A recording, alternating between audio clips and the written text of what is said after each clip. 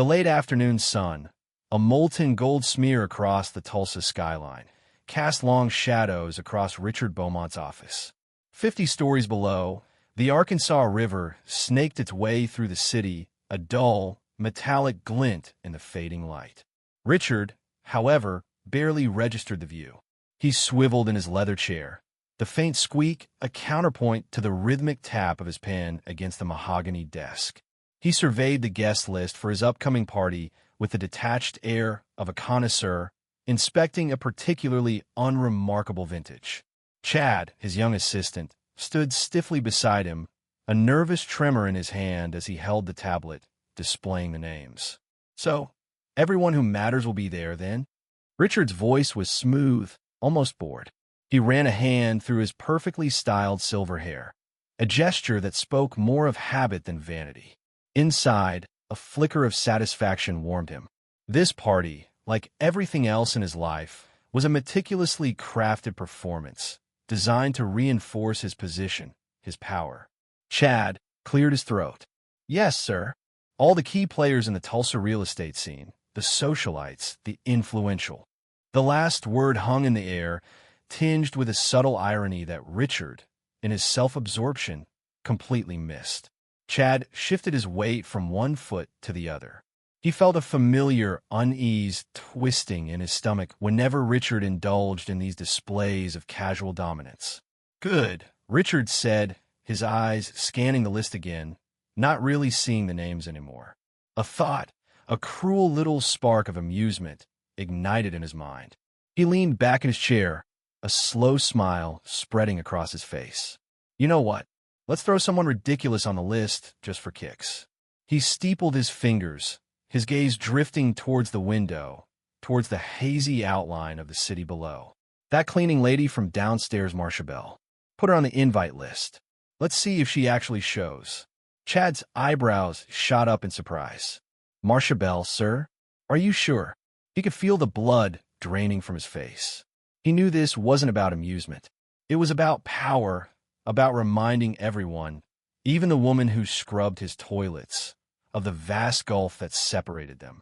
He swallowed hard, the words of protest catching in his throat.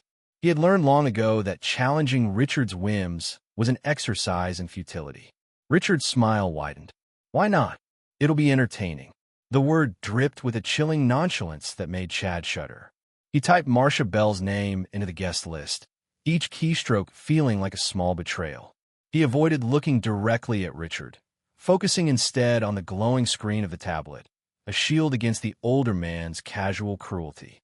The air in the office suddenly felt thick, suffocating. The name, Marcia Bell, hung in the digital space, a stark contrast to the polished syllables of the other guests. Richard chuckled, a low, rumbling sound that echoed in the silence. He pictured the cleaning woman's bewildered face, the confusion, the inevitable embarrassment. The image pleased him. He thrived on these small displays of dominance, these subtle reminders of his place at the top of the food chain. He didn't consider, not even for a moment, the ripple effect of his casual cruelty. He didn't see the quiet dignity in Marcia's tired eyes, the resilience carved into the lines of her face. He didn't see the love in her heart for her son, Dorian, the memories of a life lived with grace and fortitude despite the blows fate had dealt her. He saw only a cleaning lady, a nameless face in the crowd, a pawn in his twisted game. Meanwhile, miles away, Marcia Bell sat at her kitchen table, the remnants of dinner cooling on the plates. The air hung heavy with the scent of fried chicken and collard greens. Dorian, her son, sat across from her, his face illuminated by the soft glow of his laptop. He was working on his college applications, his brow furrowed in concentration. Marcia watched him with a quiet pride that warmed the hollowness in her chest. He was her anchor, her reason for pushing forward, for enduring the daily indignities of her life. She thought about Richard Bowmont, the man whose office she cleaned each night. She had seen glimpses of his world, the opulent parties, the expensive suits, the air of effortless superiority that clung to him like a second skin. She felt a familiar pang of resentment, a bitter taste in her mouth. She knew he saw her as invisible, a ghost in his pristine world.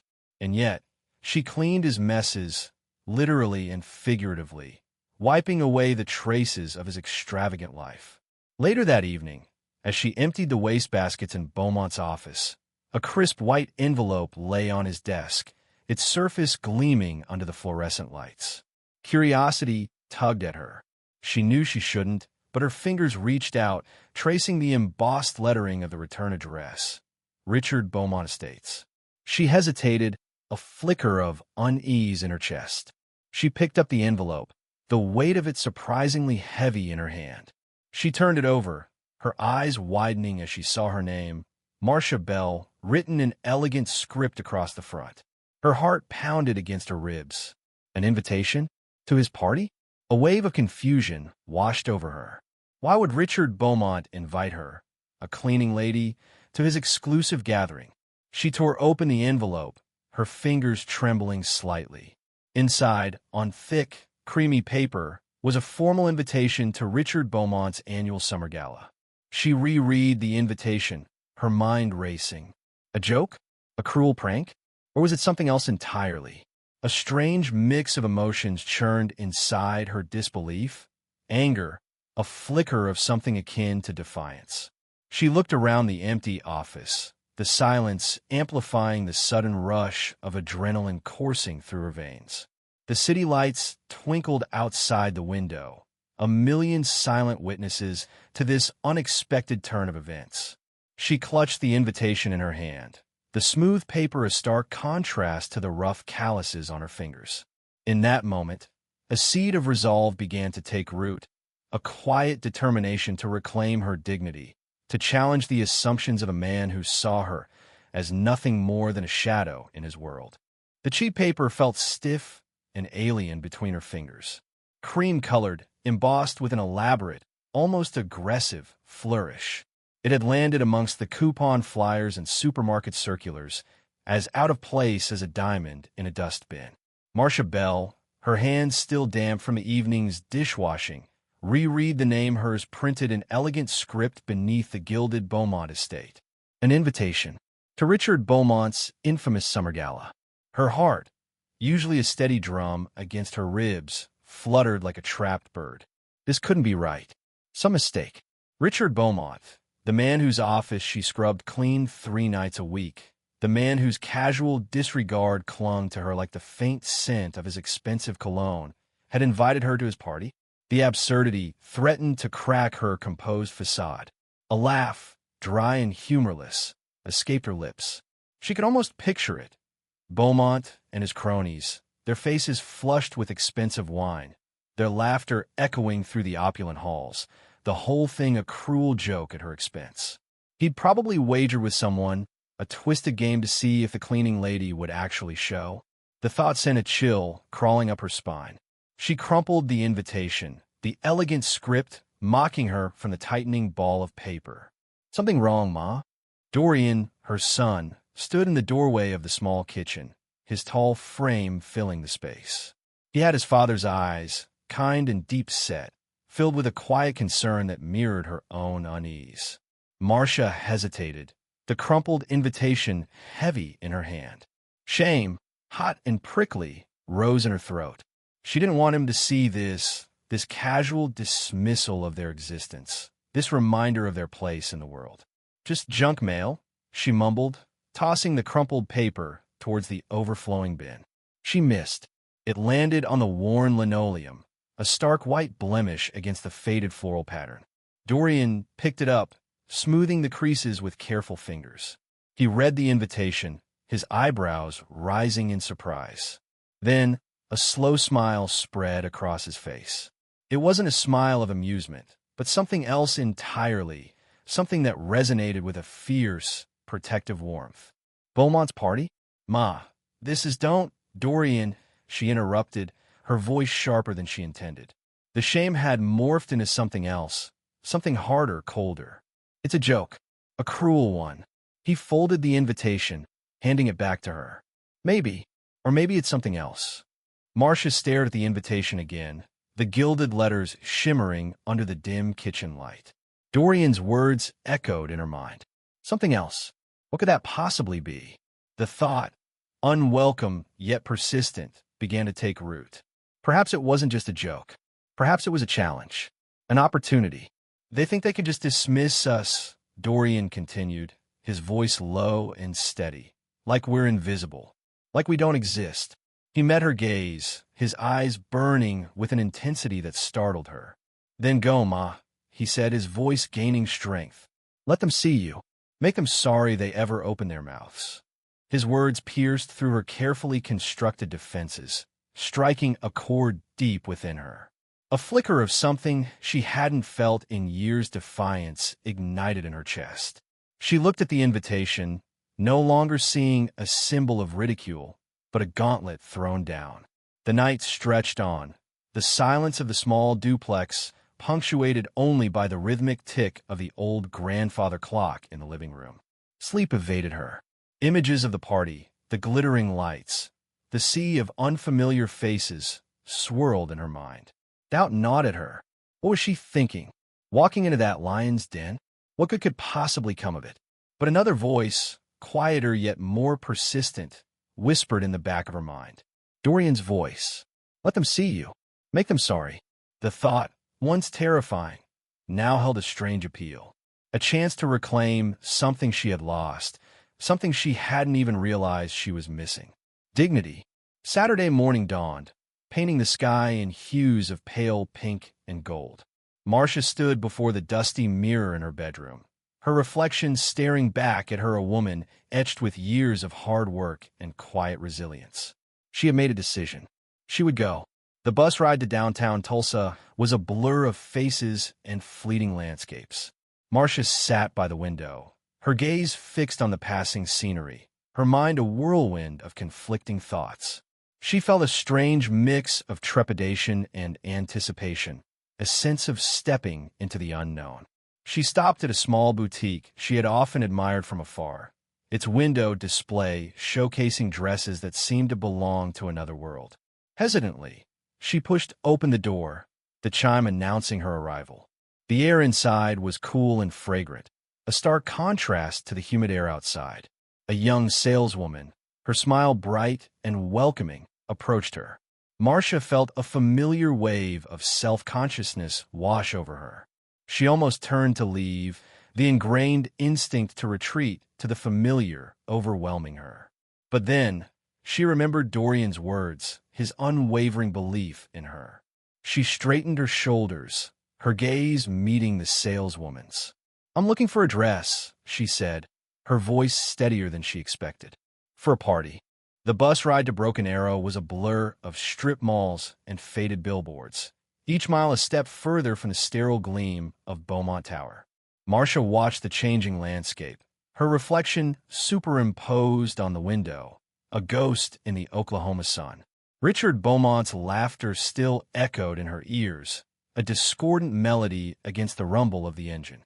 It wasn't the sting of the insult that lingered, but a peculiar sense of defiance, a slow-burning ember in the pit of her stomach.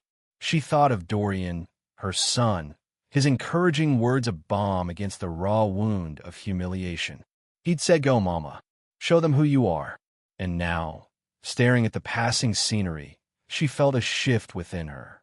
It wasn't about proving anything to Beaumont. It was about reclaiming something for herself.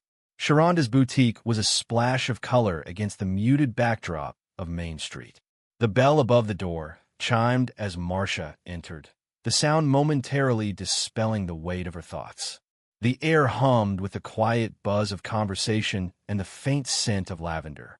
Dresses, vibrant and shimmering, hung like jewels from the racks, each one a silent promise of transformation. Sharonda, a woman whose smile could melt glaciers, greeted Marcia with a warmth that felt like a hug. "Marcia Bell, it's been too long. What brings you to my little corner of paradise?" "A party," Marcia replied, her voice a little hesitant, the word feeling foreign on her tongue.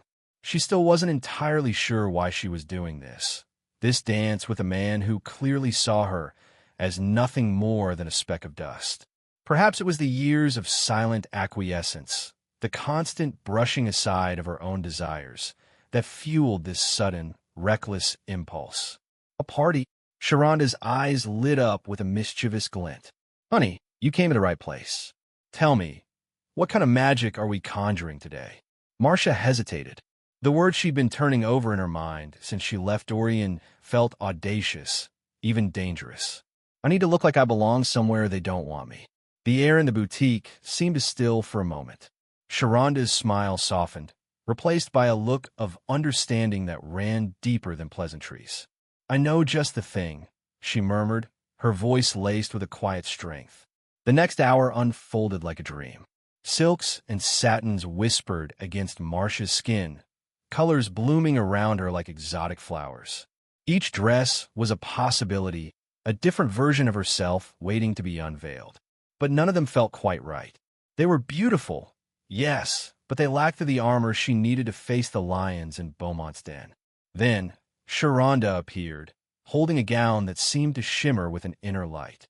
It was a deep, rich emerald green, the color of ancient forests and hidden depths.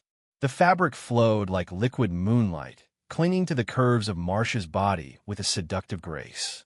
A delicate beaded pattern traced the neckline, hinting at a subtle elegance that spoke volumes without shouting.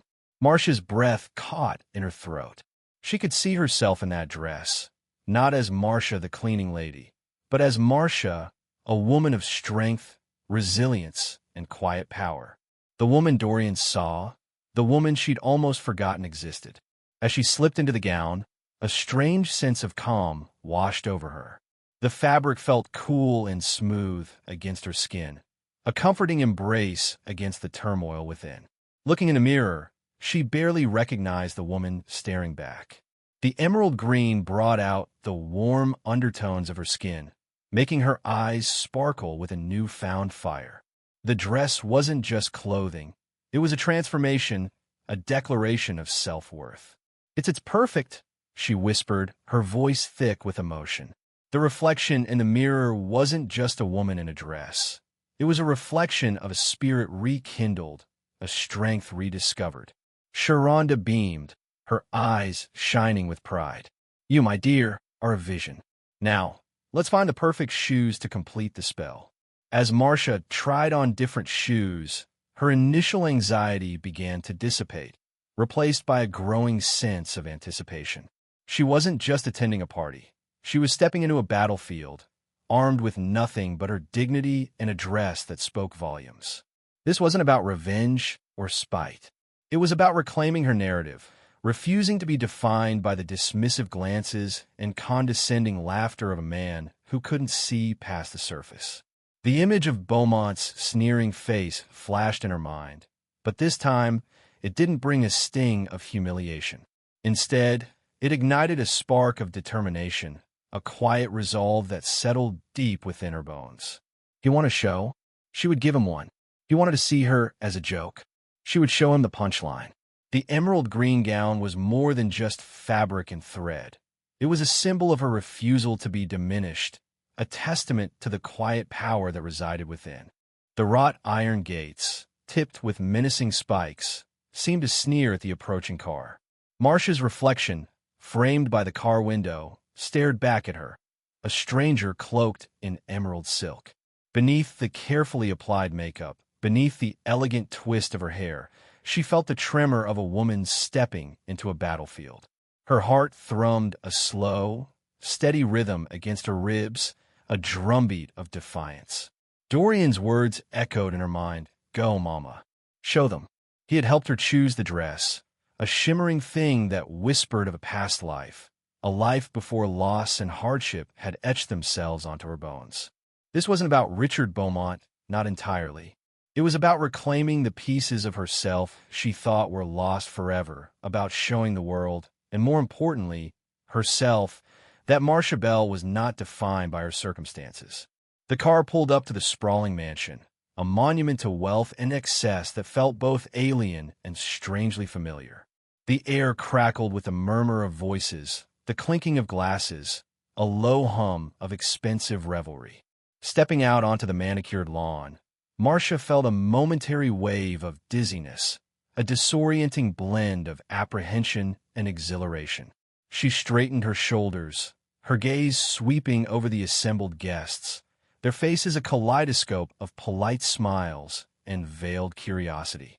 They looked like birds of paradise, preening and displaying their vibrant plumage. A flicker of something akin to amusement danced at her eyes. She had spent her life invisible, a shadow moving through the gilded cages of these people. Tonight, she would be seen. The valet, a young man with slicked-back hair and a nervous tick in his left eye, stammered as he took her keys. He seemed unsure if he should offer to take her wrap, an elegant piece of black lace. Marcia simply smiled, a subtle, knowing curve of her lips, and draped it over her arm. "I've got it," she murmured, her voice low and melodic, a counterpoint to the shrill laughter echoing from within the mansion. The young man's eyes darted around, searching for guidance, for a cue from someone higher up the invisible ladder of this social hierarchy. Finding none, he flushed crimson and quickly averted his gaze. Marcia, ignoring his discomfort, turned towards the entrance, her steps measured and confident. Inside, the mansion was a dizzying swirl of light and sound. Crystal chandeliers cast rainbows across polished marble floors. The air was thick with the scent of expensive perfume, mingled with the subtler notes of aged whiskey and blooming jasmine.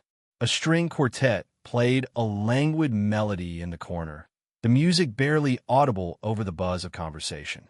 Marcia paused, allowing herself a moment to absorb the scene, to catalog the subtle nuances of wealth and privilege that permeated the very air. She wasn't intimidated. She was fascinated. This world, so foreign to her daily existence, was now her stage. As she moved through the crowd, she felt the weight of their gazes, curious, assessing, some tinged with disdain, others with a flicker of something akin to admiration. She recognized a few faces, local socialites whose homes she cleaned, their lives meticulously curated and displayed like trophies in a glass case. They stared at her, their expressions a mixture of confusion and disapproval, as if her presence had somehow disrupted the delicate balance of their carefully constructed world. Marcia met their gazes unflinchingly, a quiet strength radiating from her. Richard Bowmont, surrounded by a cluster of admirers, was holding court near a roaring fireplace. He was the epitome of polished arrogance, his tailored suit impeccably fitted, his smile a carefully crafted mask. Marcia paused a few feet away, watching him, her expression unreadable. The noise of the party seemed to fade, replaced by the steady thump of her own heart. This was the moment. She had imagined it 1,000 times, playing out different scenarios in her mind. But now, standing here, facing the man who had sought to diminish her, she felt a strange sense of calm. Chad, Beaumont's assistant, spotted her first. His eyes widened, his face paling as if he'd seen a ghost. He nudged Bowmont, whispering something in his ear. Beaumont's laughter died abruptly. He turned, his eyes locking with Marcia's. His initial shock morphed into something colder, harder, a flicker of anger that quickly masked itself behind a veneer of forced composure. "You," he said, his voice laced with disbelief. Marcia smiled, a slow, deliberate unfolding of her lips. She held up the invitation, the embossed lettering catching the light. "Good evening, Mr. Bowmont. Lovely party." Beaumont's face tightened. He glanced around at the other guests, their attention now riveted on the unfolding scene. He could feel the whispers, the curious stares, the subtle shift in the room's atmosphere. His carefully constructed facade of control began to crumble. "This is some kind of joke, right?" he muttered, his voice barely audible above the soft strains of the string quartet. He reached for the invitation, his fingers brushing against Marcia's. She didn't flinch. "A joke." Marcia tilted her head, her eyes sparkling with amusement. "That's funny. I was just thinking the same thing about you." The words, soft yet sharp, hung in the air. A ripple of murmurs ran through the crowd. Beaumont's face flushed crimson. He opened his mouth to speak, then closed it again, struggling to find the right words, the words that would restore his authority, reassert his dominance. But the words wouldn't come. For the first time in a long time, Richard Bowmont was speechless. The power dynamic had shifted.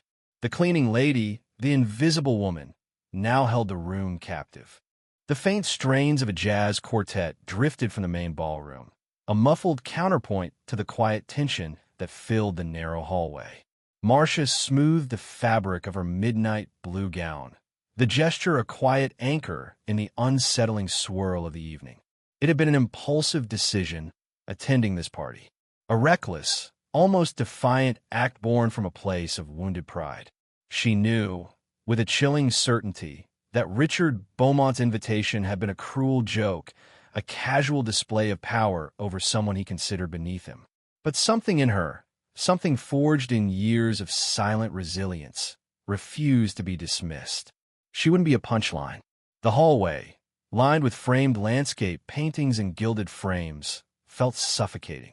The air, thick with the cloying scent of lilies and expensive perfume, pressed against her skin.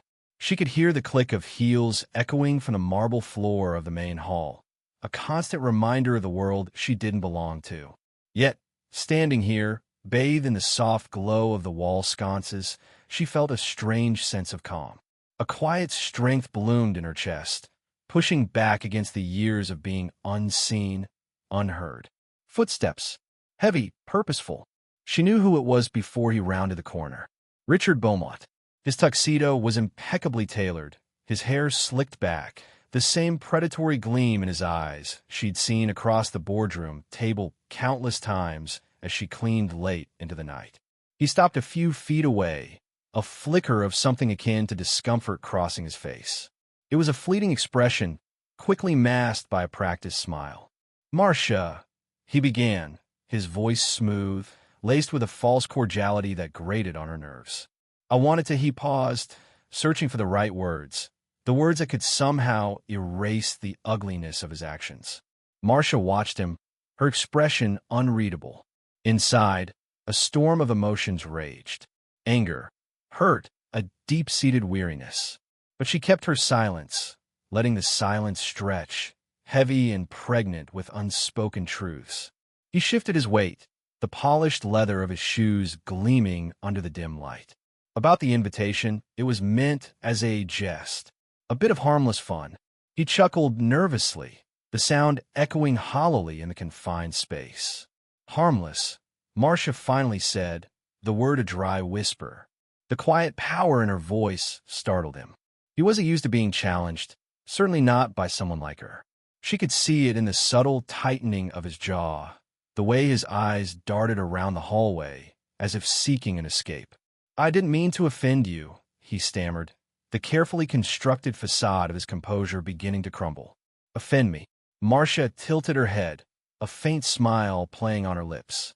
It wasn't a smile of amusement, but something far more complex, a blend of sadness and understanding.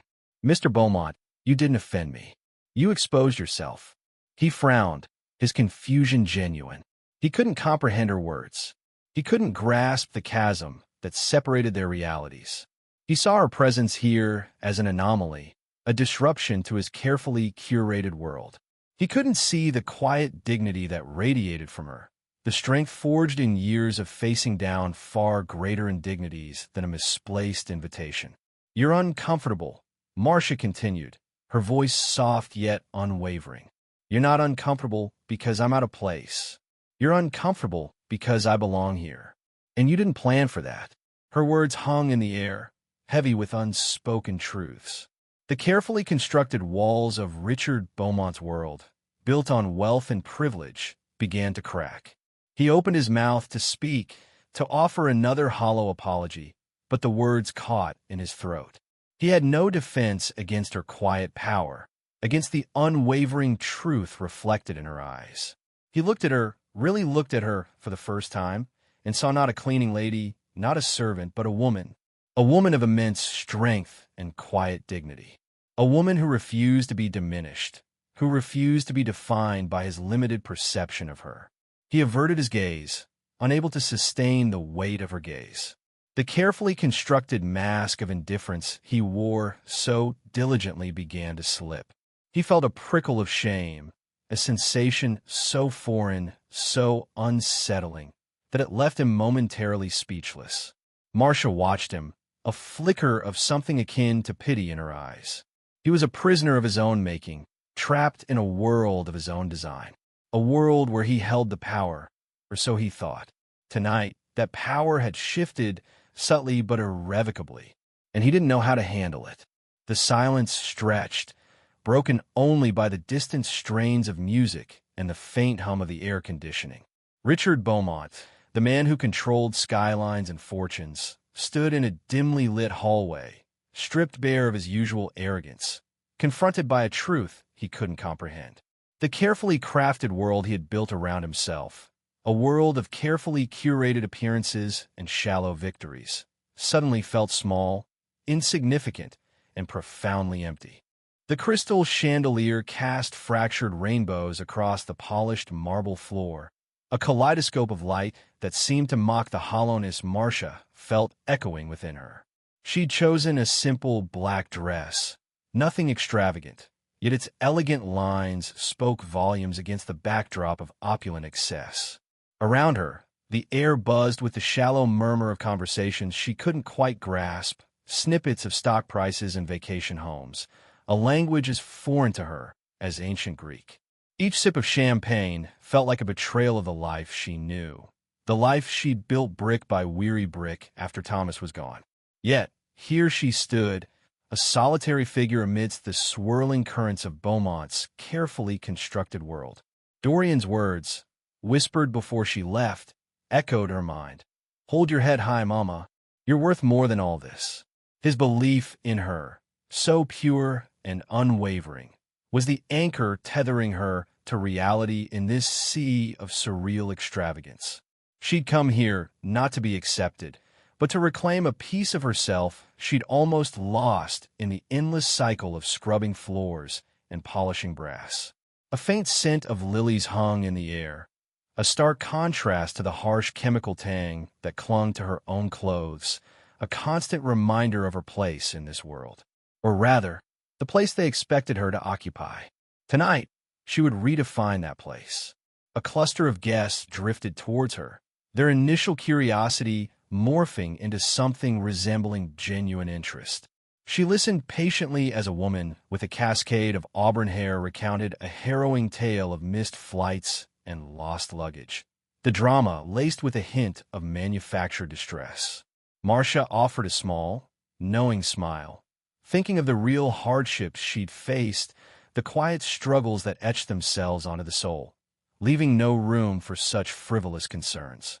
These people, cocooned in their wealth, seemed to mistake inconvenience for tragedy.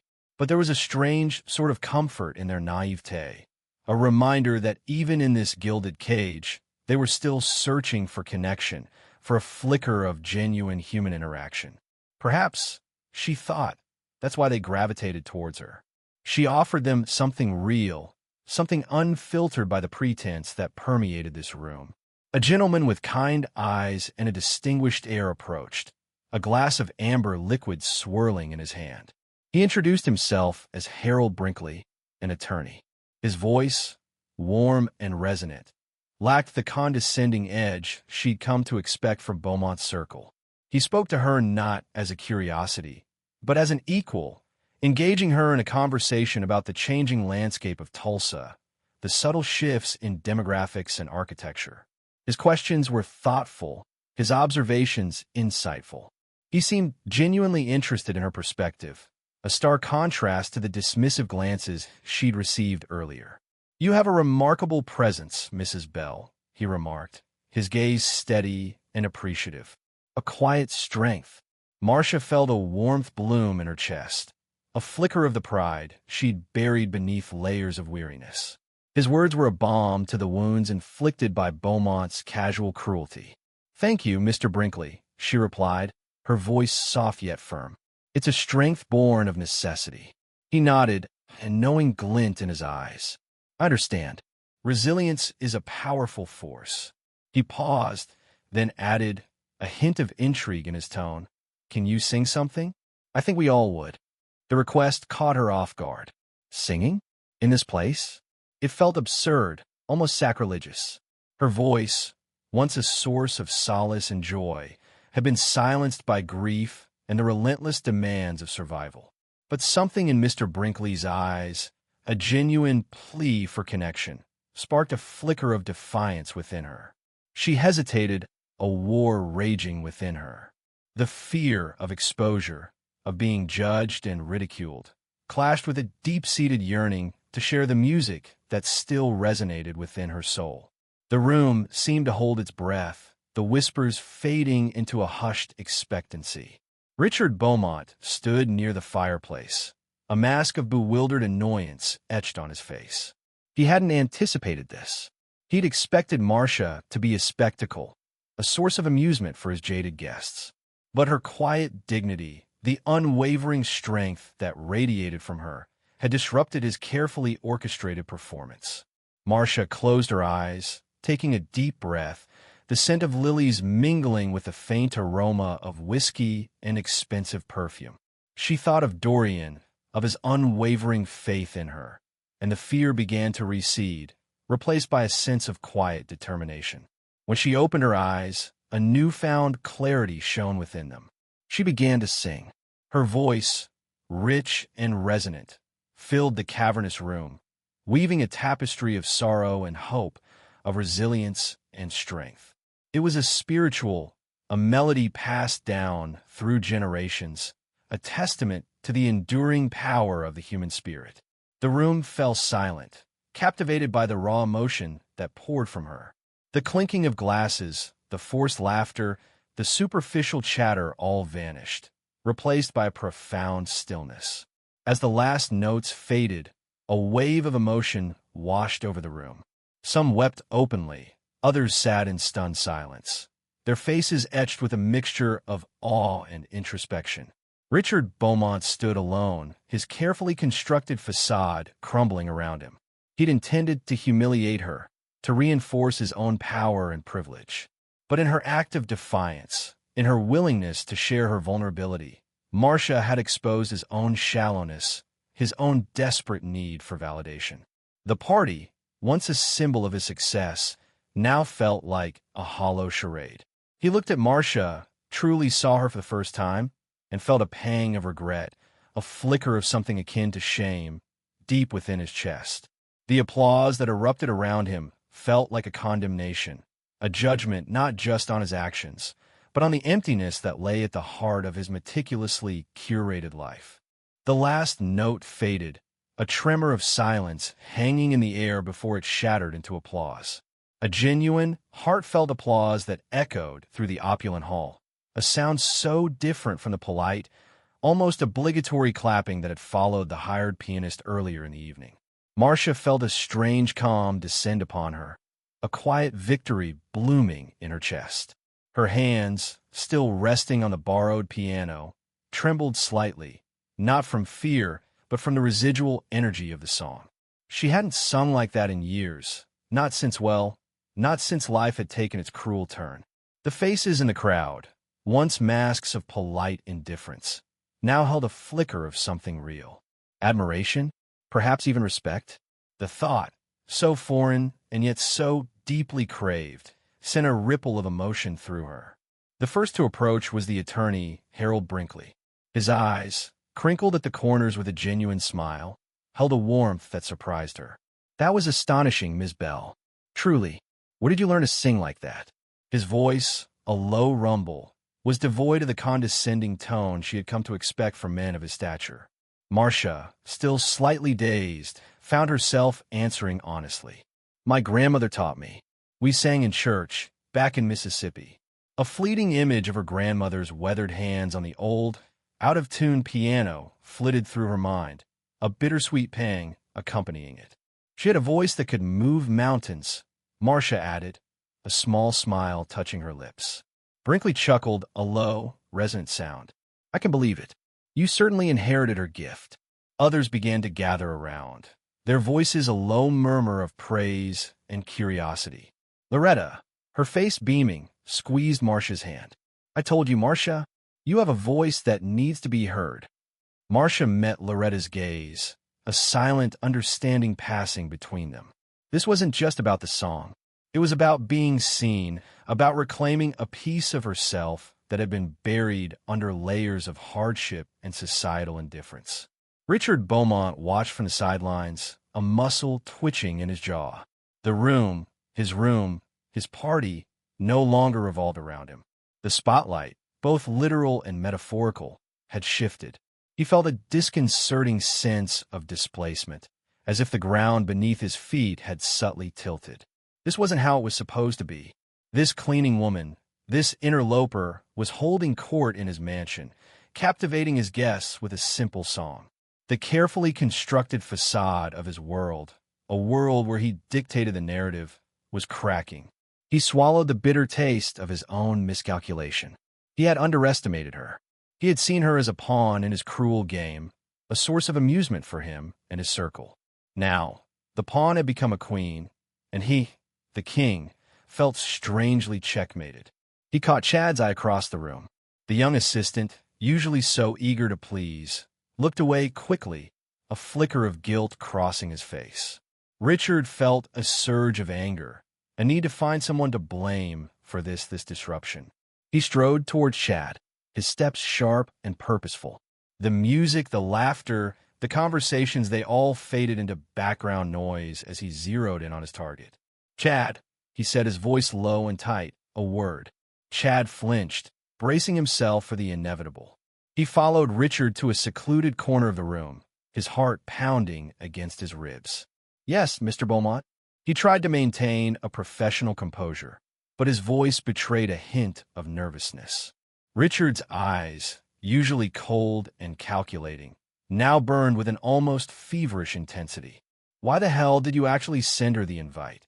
he hissed, the words laced with venom. Chad stammered, "I thought you were joking, sir. I mean, after you." He trailed off, unable to articulate the twisted logic of his boss's cruel joke. Richard's silence was more damning than any outburst. He stared at Chad, his gaze unwavering, as if trying to bore a hole through him with the sheer force of his displeasure. Chad shifted uncomfortably under his scrutiny, the silence stretching into an eternity. The faint strains of conversation from the other room seemed to mock him, a reminder of the world outside this tense, private bubble of Richard's displeasure. He could hear Marcia's laughter, light and melodic, and it grated on his nerves. How dare she enjoy herself, hold court, in his house, after he had so deliberately tried to humiliate her? The party, once vibrant and buzzing with forced gaiety, began to dissolve. Guests, their initial curiosity sated, began to drift towards the exits, their farewells directed not at Richard, the supposed host, but at Marcia. "It was a pleasure meeting you, Miss Bell," one guest said, shaking her hand warmly. "Your voice is truly remarkable," another added. "I hope we have the opportunity to hear you sing again." Marcia, still slightly bewildered by the turn of events, accepted their compliments with grace and humility. Richard watched the exodus, a cold knot forming in his stomach. He felt a strange sense of detachment, as if he were observing the scene from a distance, a spectator in his own life. The power, the control, the carefully curated image he had cultivated for so long, it was all slipping away, replaced by a hollow ache he couldn't quite define. He glanced at Marcia, surrounded by a small group of admirers, her face illuminated by a soft, inner glow. He had intended to diminish her, to make her feel small and insignificant. Instead, he had inadvertently given her a stage, a platform to showcase her talent and her quiet dignity. The realization hit him with the force of a physical blow, leaving him breathless and disoriented. The party was over, and he, the host, had become invisible. The Tulsa city lights blurred into streaks of gold and crimson as Marcia watched them retreat through the Uber's rain-streaked window. The hum of the tires on wet asphalt, a rhythmic drone, was a stark contrast to the cacophony of the party still echoing in her memory. The scent of expensive perfume clung to her dress, a phantom limb of the evening. She touched the fabric, the smooth silk a world away from the rough cotton of her work uniform. It was Dorian's idea, the dress. He'd insisted. "Go, Mom," he'd said, his eyes shining with an almost childlike excitement. Show them what you're made of. And she had. Her phone vibrated in her purse. Dorian. A small smile touched her lips. He wouldn't sleep until he heard all about it. Hey, baby, she answered, her voice softer than the steel she'd carried within her just hours ago. Mom, tell me everything. Was it crazy? Did you see all those rich folks acting like rich folks? He chuckled, a sound that warmed something deep within her. He was her anchor, her reason. It was something else, she admitted, gazing out at the passing streetlights. The memory of Richard Bowmont's stunned face, the way his jaw had slackened when she'd walked into that ballroom, played on repeat in her mind. She hadn't planned for it to be a spectacle. Honestly, she hadn't planned much of anything beyond putting one foot in front of the other and walking through that door. But the universe, it seemed, had other plans. So, did you give him a piece of your mind? Dorian pressed, his voice laced with anticipation. Marcia closed her eyes, the image of Loretta Franklin's knowing smile flashing through her thoughts. Loretta, her friend from way back, appearing like a beacon in that sea of pretentiousness. She hadn't anticipated that. The way Loretta had so effortlessly dismantled Beaumont's carefully constructed facade, exposing his shallowness to his entire social circle. It was more effective than any confrontation Marcia could have orchestrated. It wasn't about him. Not really, she murmured, the realization settling within her like a quiet revelation. The initial sting of Beaumont's cruel joke had long since faded, replaced by a strange sense-off peace. What do you mean? I went there thinking I needed to prove something to him, she explained, her voice thoughtful. But the more I think about it, the less it feels like it was about revenge. The car slowed, turning onto a street. Familiar houses, bathed in the soft glow of porch lights, emerged from the darkness. Home. The word resonated with a new depth of meaning tonight. Then what was it about, Mom? Marcia paused, gathering her thoughts. The conversation with Harold Brinkley, the attorney, replayed in her mind. He'd seen her, really seen her, beneath the uniform, beneath the label of cleaning lady. He'd treated her with respect, with genuine interest.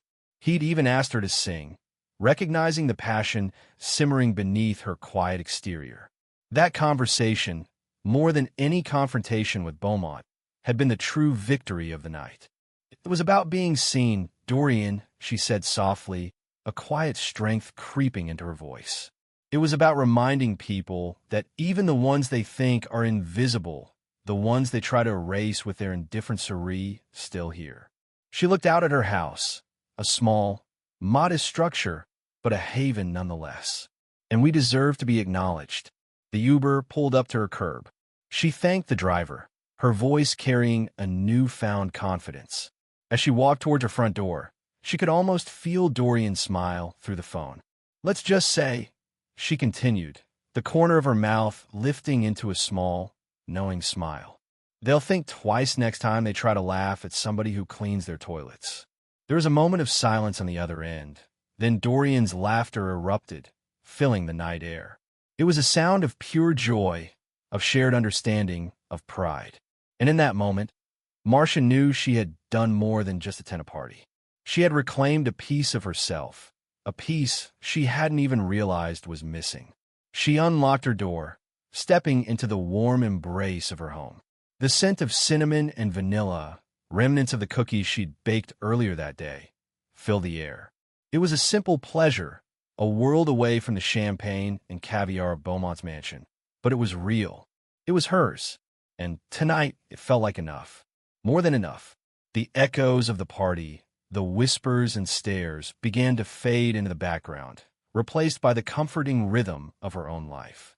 The memory of Beaumont's face, initially a source of anger, now held a strange tinge of pity.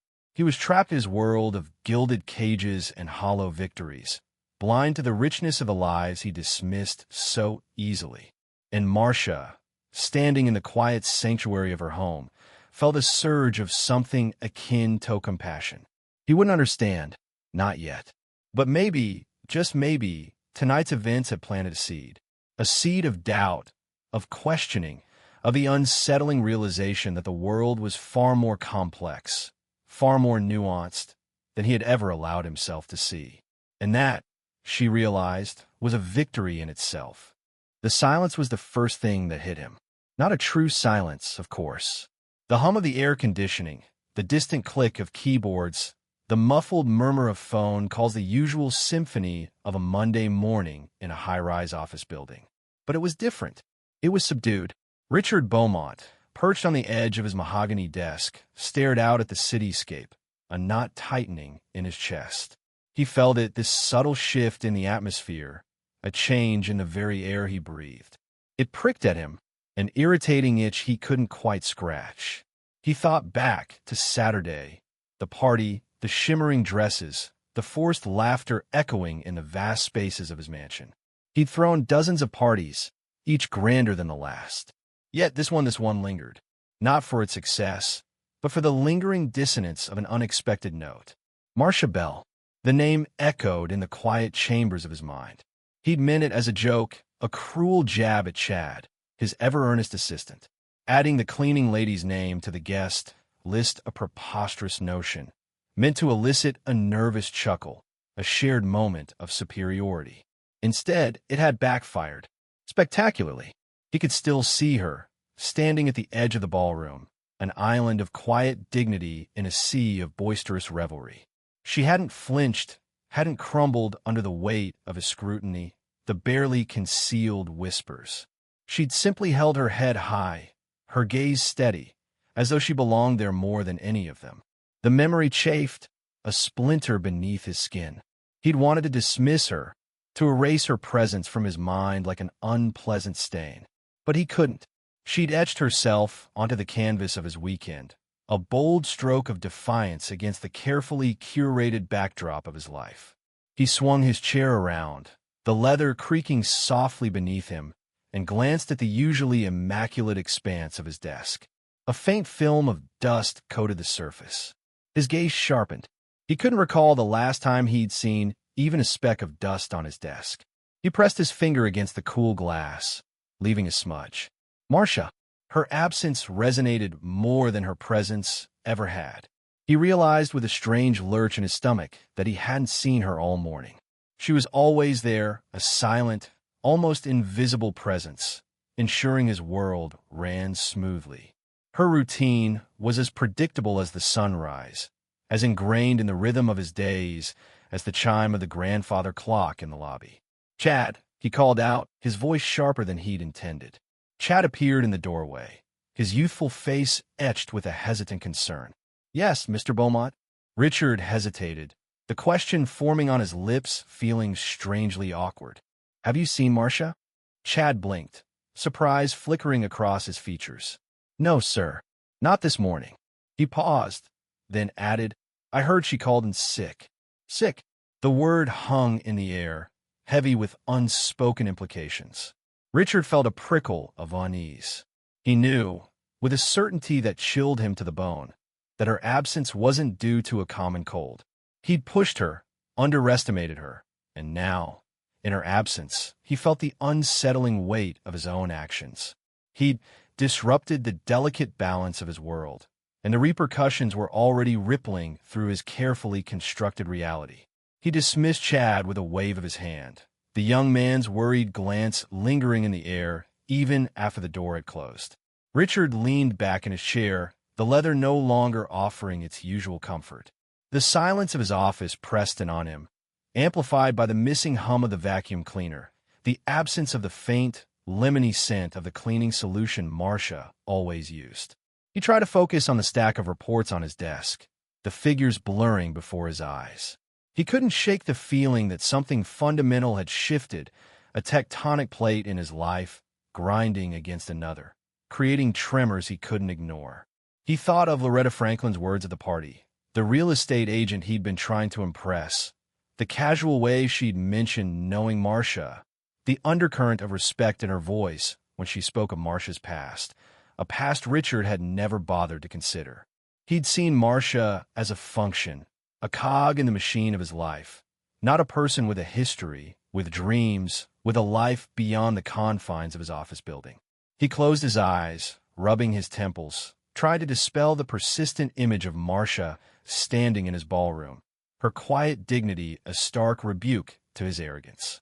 He saw the flicker of hurt in her eyes, the brief tightening of her lips, before she'd compose herself, her gaze unwavering. He thought of the way she'd held her head high as she walked away, leaving him standing there amidst the glittering facade of his own making, feeling strangely empty. He opened his eyes, the city sprawling beneath him, the glass reflecting his own troubled face back at him. He suddenly remembered a conversation he'd overheard between Marcia and her son, Dorian, weeks ago, a brief exchange filled with warmth and affection. Dorian had called her Mama, his voice thick with love. He mentioned her birthday was coming up. Richard's breath hitched. He realized, with a sickening jolt, that he didn't even know when her birthday was. "I don't even know her birthday," he whispered, the words hanging in the silence of his office, a stark indictment of his own blindness. The realization struck him with the force of a physical blow. He didn't know her birthday. He didn't know anything about her, the woman who had silently, diligently, kept his world in order for years. He treated her as an invisible entity, a part of the furniture, never acknowledging her presence, her humanity. And now, in her absence, he felt the gaping hole she'd left, a void that couldn't be filled by the hum of the air conditioning, the click of keyboards, the murmurs of his employees. He'd underestimated her, dismissed her, and in doing so, he'd diminished himself. The subtle shift in the atmosphere of the building wasn't just about Marcia's absence. It was about his presence, the weight of his actions, the way he'd treated her, the way he treated everyone around him. He'd built his empire on a foundation of arrogance and indifference, and now the cracks were starting to show. He knew, with a chilling certainty, that he couldn't simply replace her, couldn't erase the impact she'd had, the quiet revolution she'd ignited simply by being herself. He'd offered her a cruel jest, an invitation to a world she didn't belong to. And she, in her quiet strength, had accepted the challenge, transforming the world he thought he controlled, forcing him to confront his own shallowness, his own profound lack of understanding.